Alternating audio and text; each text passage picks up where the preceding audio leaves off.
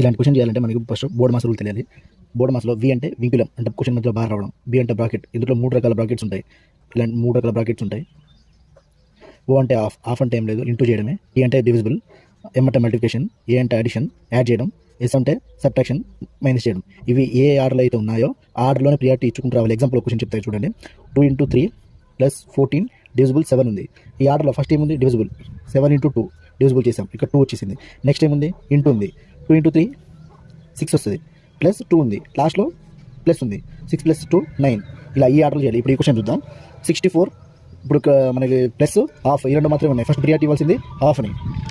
ఇప్పుడు పైన ఉన్న క్వశ్చన్ చేద్దాం. 64% కానీ శాతం సింబల్ తీస్తే కింద 100 వేసుకోవాలి. హాఫ్ ప్లేస్లో ఇంటూ వేసుకొని 2650 ప్లస్ సేమ్ 40 శాతం సింబల్ తీసేస్తే కింద 100 వేసుకోవాలి ఇంటూ 320. ఇక్కడ ఈ జీరోకి ఈ జీరో క్యాన్సిల్ అవుతుంది, ఇక్కడ ఈ జీరోకి ఈ జీరో క్యాన్సిల్, ఇంకో జీరోకి ఇంకో జీరో క్యాన్సిల్ వస్తుంది. 4 × 32 ఈ వాల్యూ 128 వచ్చేసింది.